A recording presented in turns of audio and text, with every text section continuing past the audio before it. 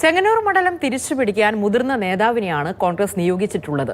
പൊള്ളയായ വികസന അവകാശവാദം തുറന്നു കാട്ടുന്നതായിരിക്കും പ്രധാന പ്രചാരണമെന്ന് എബി കുര്യാക്കോസ് മാതൃഭൂമി ന്യൂസിനോട് പ്രതികരിച്ചു.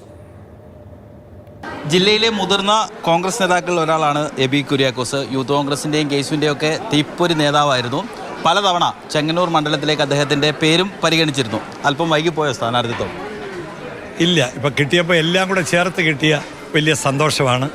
അതിൻ്റെ വലിയ സ്വീകാര്യത ഈ നിയോജകമണ്ഡലത്തിൽ കിട്ടുന്നു എന്നുള്ളതുകൊണ്ട് യഥാർത്ഥ സമയത്ത് ആണ് സ്ഥാനാർത്ഥിത്വം ലഭിച്ചത് എന്ന് ഞാൻ പൂർണ്ണമായി വിശ്വസിക്കുന്നു. എന്താണ് നമ്മൾ പ്രധാനമായും മുന്നോട്ട് വെക്കുന്ന പ്രചാരണ വിഷയം? പിണറായി സർക്കാരിനെതിരെ വലിയ ജനവികാരമാണ്. അതിൽ രാഷ്ട്രീയമല്ല, മറ്റു കാര്യങ്ങളല്ല. ജനങ്ങൾക്ക് ജീവിക്കാൻ നിവൃത്തിയില്ല. ആ വലിയ ജനവികാരമുണ്ട്.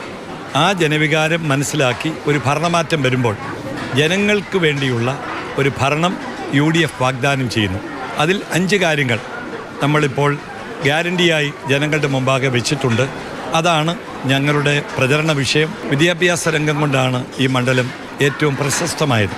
പുതിയ വിദ്യാഭ്യാസ സ്ഥാപനങ്ങളില്ല, പുതിയ തൊഴിലവസരങ്ങളില്ല, മുതിർന്നവർ ആശുപത്രിയിൽ പോയാൽ അവർക്ക് ആവശ്യമായ ചികിത്സാ സൗകര്യങ്ങളില്ല, ഇൻഷുറൻസ് പദ്ധതികൾ ഒന്നുമില്ല.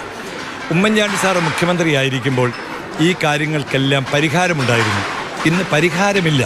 ഗവൺമെൻറ് എന്ന തലത്തിൽ അവർ പ്രവർത്തിക്കുന്നു പറയുന്നു, പക്ഷേ അപ്രോച്ച് ചെയ്യുമ്പോൾ അനുഭാവപൂർവമായ നടപടികൾ ഇല്ല.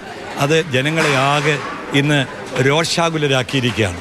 അതിനൊരു പ്രതിവിധി ഞങ്ങൾ നിർദ്ദേശിക്കുന്നുണ്ട്. LDF ജനങ്ങളോട് നൽകിയ വാഗ്ദാനത്തിലൊന്ന്, പ്രത്യേകിച്ച് ഇവിടുത്തെ MLA മന്ത്രി ചെറുകിട കൃഷിയെ പ്രോത്സാഹിപ്പിക്കും, തോടുകൾ ശുദ്ധീകരിച്ച് കൃഷിക്ക് ഉപയുക്തമാക്കുമെന്ന് പറഞ്ഞു. ഇന്ന് വരെയും അതിനുള്ള യാതൊരു നടപടികളും സ്വീകരിച്ചിട്ടില്ല. അത് UDFന് അനുകൂലമാകും. ആ വലിയ സ്വീകാര്യത ജനങ്ങളുമായി ഇടപഴകുമ്പോൾ ഞങ്ങൾക്ക് ലഭിക്കുന്നുണ്ട്. തീർച്ചയായും ഈ മണ്ഡലത്തിൽ വിജയിച്ചു വരുമെന്ന് ചുരുങ്ങിയ ദിവസങ്ങൾ കൊണ്ട് ഒരു ആത്മവിശ്വാസം വന്നു എന്നുള്ളത് ഞാൻ പറയാൻ ആഗ്രഹിക്കുന്നു. എല്ലാവിധമായ വിജയാശംസകൾ. Thank you.